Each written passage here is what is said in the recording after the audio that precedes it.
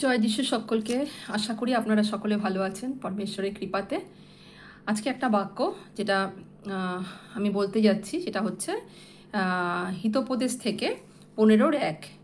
ওখানে লেখা আছে, কোমল উত্তর ক্রোধ নিবারণ করে, কিন্তু কটু বাক্য কোপ উত্তেজিত করে। তো খুব পরিষ্কার সরল একটা বাক্য, যে কোমল উত্তর মতলব যে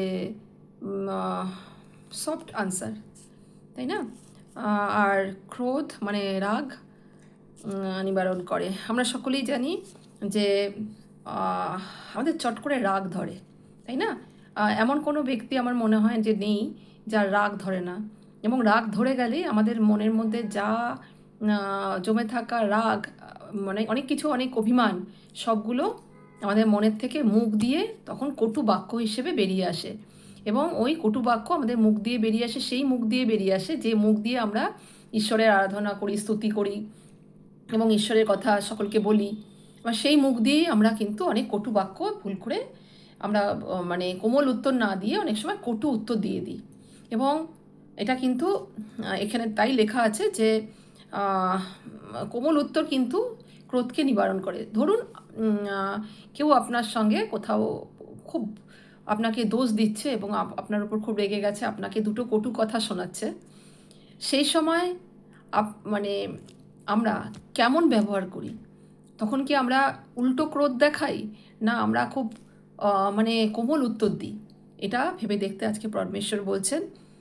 কারণ আমরা যদি সত্যি সত্যি পরমেশ্বরের উইজডম, হেভেনলি উইজডম আমাদের মধ্যে থাকে, তবে আমাদের জীব কিন্তু উত্তম রূপে উত্তর দেবে। ক্রোধ না করেও আমাদের জীব কিন্তু আমাদের যে মানে আমাদের বিরুদ্ধে যে কোপ হচ্ছে, ক্রোধ কেউ করছে, তার বিরুদ্ধে কিন্তু খুব সুন্দরভাবে আমরা পরমেশ্বরের ইচ্ছাতে, তার উইজডমে আমরা কিন্তু উত্তর দিতে পারি। এই সংক্রান্ত আমি আরেকটা বাক্য পড়তে চাই। 15:4 আছে, স্বাস্থ্যজনক জিহ্বা জীবন বৃক্ষ, কিন্তু তাহা বিগড়াইয়া গেলে আত্মা ভগ্ন হয়।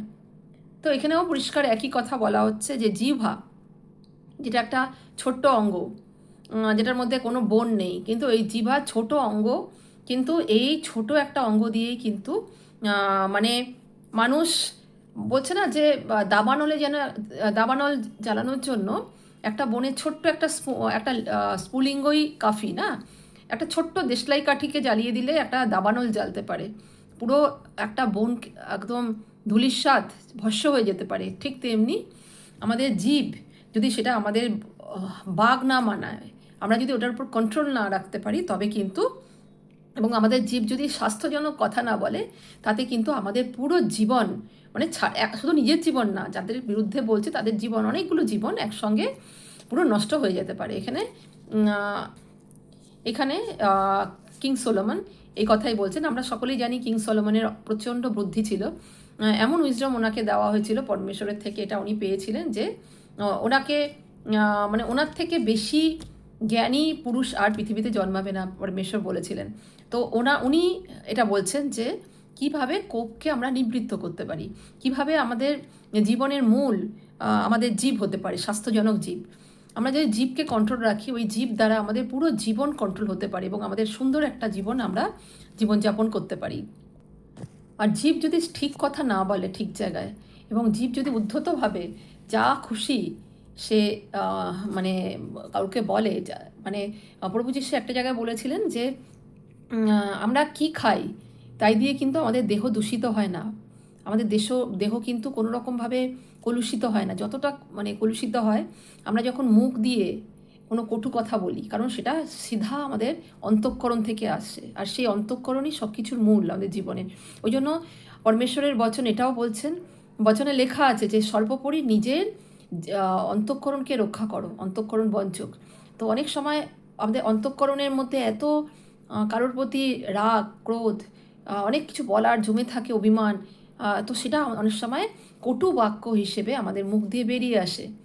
তো একমাত্র পরমেশ্বরই পারেন আমাদের মুখের বলগাকে কন্ট্রোল করতে, বলগাকে ধরতে।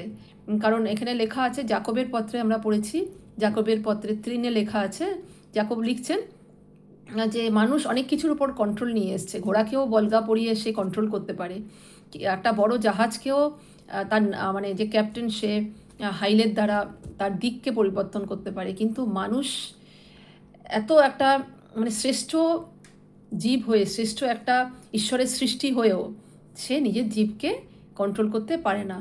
এই জন্য এই জীবের কারণে আমাদের আত্মাও অবসন্ন হয়। চলুন আর একটা বাক্য পড়ি, হিতোপদেশের 16:24। এখানে লেখা আছে, মনোহর বাক্য মৌচাকের ন্যায়, তাহা প্রাণের পক্ষে মধুর, অস্থির পক্ষে স্বাস্থ্যজনক। তো এখানে এক কথাই লেখা আছে যে মনোহর বাক্য মৌচাকের মতো, তাহার প্রাণের পক্ষে মধুর, অস্থির পক্ষে স্বাস্থ্যজনক। আমি একটা নিজের উদাহরণ দিই, নিজের অভিজ্ঞতা থেকে।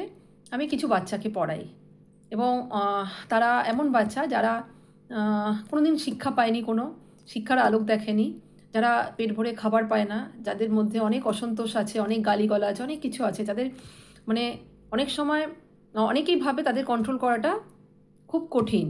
এবং প্রথম যখন তাদের আমি পড়াতে শুরু করেছিলাম, তখন আমি লক্ষ্য করেছিলাম তাদের মধ্যে একটা স্টাবার্ননেস, একটা মানে ডিসওবিডিয়েন্সের একটা স্পিরিট রয়েছে। তারা মানে আমার উপস্থিতিকেও অনেক সময় মান্য না করে একে অপরের সঙ্গে ঝগড়া করছে, এবং মানে এমনও হয়েছে তাদের পেরেন্টরা এসে নিজেদের মধ্যে ঝগড়া করছে এবং খুব খারাপভাবে গালিগালাজ দিয়ে তারা কথা বলছে এবং নানা রকমের এগুলো দেখে। তো মানে আমি একটু যেহেতু আমার অভ্যাস ছিল না, তো কিন্তু তখন সেই মুহূর্তে আমি প্রভুকে বলি, এবং প্রভু কিন্তু আমাকে এটাই দেন আমাকে, যে কোমল উত্তর ক্রোধকে প্রশমন করে। তো এই কথাটা আমার মনের মধ্যে আসে এবং তখন আমি তাদের সঙ্গে খুব ভালো ব্যবহার করা শুরু করি। এমনকি যারা বিঘ্ন তৈরি করছিল এমন মানুষগুলোর সঙ্গেও খুব ভালো ব্যবহার শুরু করি এবং খুব কোমলভাবে কথা বলি তাদের সঙ্গে।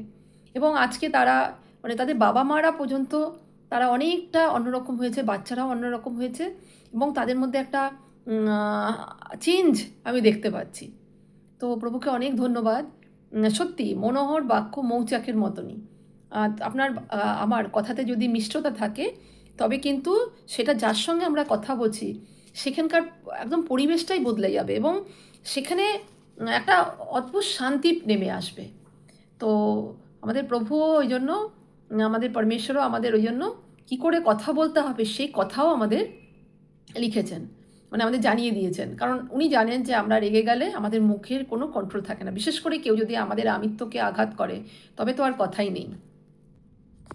চলুন একটা ছোট্ট প্রার্থনা করি।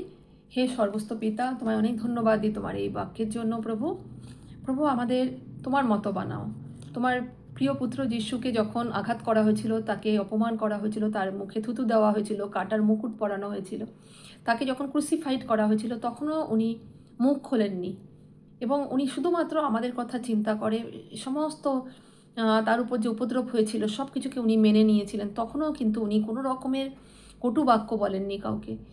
তার ছেলে মেয়ে হয়ে প্রভু আমরাও প্রভু যেন সেই শিক্ষা পাই। প্রভু আমাদের জীবকে তুমি কন্ট্রোলে আনো পিতা পরমেশ্বর। প্রভু আমাদের অন্তঃকরণকে তুমি গ্রহণ করো। প্রভু আমাদের মনের উপরে, আমাদের মাইন্ডের উপরে প্রভু আমাদের সোলকে তোমার হাতে রাখছি, পুরো তোমার রক্তের তলায় রাখো এবং তোমার মাইন্ড দিয়ে প্রভু যিশু আমাদের মাইন্ডকে প্রতিস্থাপিত করো। আমরা যেন তোমার মতো বলতে পারি, আমরা যেন তোমার মতো চলতে পারি, আমরা যেন জিহ্বাকে সঠিক রূপে ব্যবহার করতে পারি। আমাদের জিহ্বা দ্বারা যেন মানুষের জীবন গঠন হয়। আমাদের জিহ্বা দিয়ে এমন কোনো কটুবাক্য যেন না বের হয় যার দ্বারা মানুষের মনে দুঃখ পায় মানুষকেও। প্রভু বরঞ্চ আমাদের জিহ্বা যেন যে শুনছে তার জীবনে একটা পরিবর্তন নিয়ে আসে। আমাদের জিহ্বা যেন সুসমাচার বলার জন্য ব্যবহৃত হয়। আমাদের জিহ্বা যেন মানুষের জীবন গঠনের জন্য ব্যবহার হয়। আমাদের জিহ্বা যেন তোমার স্তুতি আর তোমার আরাধনা করার জন্য ব্যবহার হয়। এই ছোট্ট প্রার্থনা প্রভু যিশুর সামর্থ্যে নামে চাইলাম, শুনে নাও পিতা, আমেন।